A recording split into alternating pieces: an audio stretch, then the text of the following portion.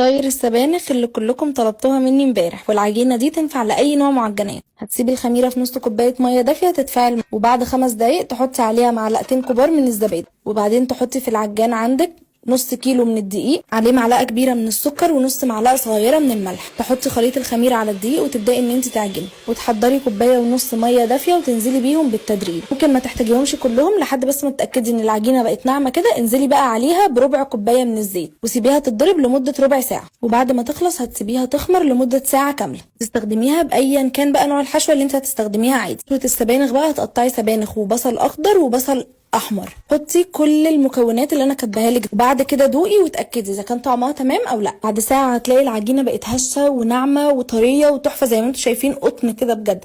قطعيها بقى لكور صغيره كده وسيبيها 10 دقايق ترتاح، وبعد كده افرديها بالنشابه وحطي جواها الحشوه، وبعدين قفليها باي شكل. وعلى الوش هتضربي بيضه وعليها شويه لبن وشويه فلفل اسود، ولو عايزه تحطي سماق حطي، بيخلي لونه حلو قوي. ودهني بيها الوش ودخليها الفرن بالطريقه اللي انا كاتباها دي. وده يوم في حياه بنت متجوزه وما عندهاش شغله ولا مشغله غير بيتها. يلا بينا بقى نبدا الفلوج بتاعنا. صحيت على طول كده، اول حاجه عملتها قعدت انا وشهاب نفطر مشيره المثيره، وبعدين دخلت غيرت كيس الزباله. اوعوا تسيبوا باسكت الزباله من غير كيس ابدا ابدا. وحضرت لشهاب الاكل اللي هياخده معاه الشغل، عملت له اللانش بوكس بتاعه، وبعدين حطيت المواعين في غساله الاطباق، والميكرويف عندي ما كانش نضيف فنضفته على طول. ولو حاسه انه فيه دهون من جوه حطي طبق فيه شويه ميه وكربوناته وكمان عصره ليمون وشغلي عليه 30 ثانيه هيسيح الدهون. نضفت الدولاب بتاع المطبخ ده، رتبت الاجهزه ونضفت كل حاجه فيه، وبعدين البوتاجاز كان زي الزفت زي ما انتم شايفين كده، فكمان نضفت البوتاجاز ولمعته ومسحت الحته اللي هي كان فيها باسكت الزباله دي عشان ما كانتش نظيفه، ورجعت الباسكت مكانه. والحمد لله المطبخ بقى فل شمعه منوره. خرجت بقى للصاله رتبها، وده شكل السفره عشان بتسالوني عليه على طول. الدنيا ما كانتش مكركبه قوي،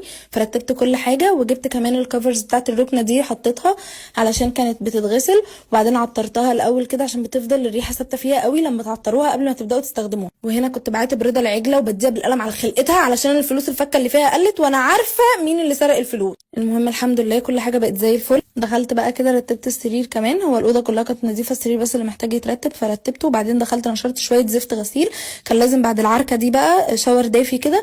اخدت شاور ولبست البيجامه البرتقاله بتاعتي، ودخلت عملت لي احلى سناك هاكله في حياتي بجد، وقعدت اتفرج شويه على حريم السلطان. لو وصلت لهنا فيا رب شعركم يتقل ويطول، واشوفكم